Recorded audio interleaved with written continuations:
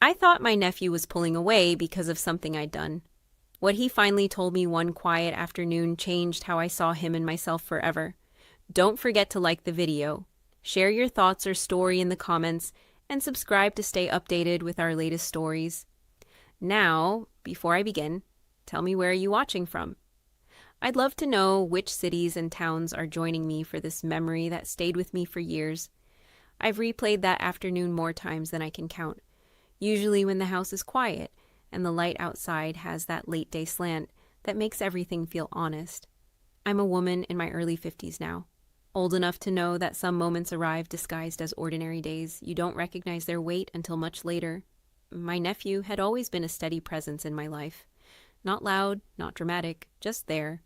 Growing up, he spent summers at my place, helping in the garden, listening to the old radio in the kitchen, asking thoughtful questions that caught me off guard. Then, sometime after he turned 18, he changed. Calls became shorter. Visits turned polite and rushed. He smiled, but it never reached his eyes. At first, I blamed myself. That's what women my age tend to do. I wondered if I'd said something careless or if I'd become one of those older relatives who doesn't know when to step back. I missed him, but I didn't want to pressure him. Distance, I told myself, was a normal part of growing up. The day everything shifted, he showed up unannounced. It was early fall. The air smelled like dry leaves and coffee, and the screen door creaked the way it always had. I remember noticing how tall he'd gotten, how he stood in the doorway like he wasn't sure he was welcome. We sat at the kitchen table, the same one where he'd done homework years ago. Sunlight spilled across the worn wood, highlighting old scratches and memories.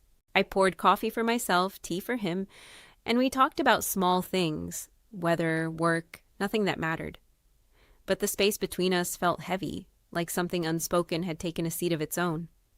Finally, he looked at his hands and said my name the way he used to when he was nervous. My heart tightened.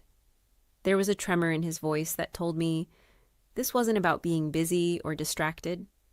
This was about carrying something alone for too long.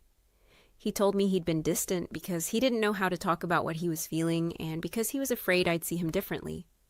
He spoke slowly, choosing words with care, explaining how life had felt heavier than he expected, how he'd struggled with disappointment in himself, and how silence seemed easier than explaining pain he didn't fully understand. I didn't interrupt. I didn't offer quick fixes or empty reassurance. I just listened. I watched his shoulders ease as the words finally left him. In that moment, I realized how rarely men, especially young men, are given room to speak without being judged or rushed. When he finally looked up, there was fear there, but also relief. I reached across the table and rested my hand near his, not touching, just present. I told him I was glad he trusted me enough to share this and that nothing he'd said changed how I felt about him. If anything, it deepened my respect. The house felt different after that, like a window had been opened. We sat there a long time, the clock ticking, the afternoon fading into evening.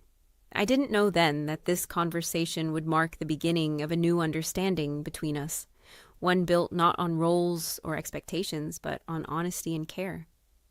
That was the day my heart shifted, even if I didn't have the words for it yet. After he left that evening, the quiet felt louder than usual.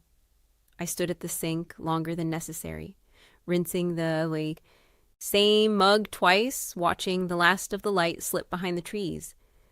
Something had been handed to me that day, something fragile and important, and I wasn't sure yet how to hold it. In the weeks that followed, our conversations changed. Not dramatically, not in a way that would catch anyone else's attention, but enough that I noticed. He called more often, sometimes just to ask how my day had been. When he visited, he lingered instead of glancing at the clock. There was still restraint, still carefulness, but there was also an ease that hadn't been there before. One Saturday afternoon, we took a walk through the park near my house. The path was lined with trees just beginning to turn, leaves flashing yellow and rust in the breeze. Families passed us, children laughing, dogs pulling at leashes. It was the kind of ordinary scene that makes you feel grounded, like life is continuing exactly as it should. He told me more as we walked, not in a rush, not all at once, just pieces. How he felt, caught between who he thought he should be and who he actually was. How he worried about disappointing people he loved. How he'd learned to keep things inside because it felt safer that way. I recognized that instinct. It mirrored my own from years ago when I'd been younger and convinced that strength meant silence. Listening to him, I realized how much of my own life had been shaped by unspoken fears, by choosing responsibility over vulnerability. We sat on a bench near the pond, watching the water ripple as ducks drifted past. There was a pause, one of those comfortable silences that only comes when trust has taken root. He asked me how I'd known when I was truly at peace with myself. The question surprised me. No one had asked me that in a long time. I answered honestly. I told him peace wasn't something I'd found all at once. It came in moments, usually after difficult choices, when I stopped trying to meet everyone else's expectations. I told him I was still learning, even now. He nodded, absorbing that, and for the first time, I saw him, not as the boy I remembered, but as a man finding his footing. That realization stirred something deep in me. Not discomfort, but responsibility. I understood that my role wasn't to guide or correct, but to witness and support. As we walked back to the car, the air cooling around us, I felt a quiet gratitude. Life had given us a second chance at connection, one built on honesty rather than habit. I didn't know where this new openness would lead, but I knew it mattered. That evening, after we drove away, I sat on the porch with a blanket around my shoulders. The stars were coming out one by one. I thought about how easily distance can grow when fear goes unspoken, and how powerful it can be when someone chooses to step forward instead. Whatever the future held, something between us had shifted into a steadier, truer place, and for the first time in a long while, I felt certain that being present, truly present, was enough. Winter arrived quietly that year, the way it does when you're not paying attention. One morning, I woke to a thin layer of frost on the porch railing and a sky so pale it looked unfinished.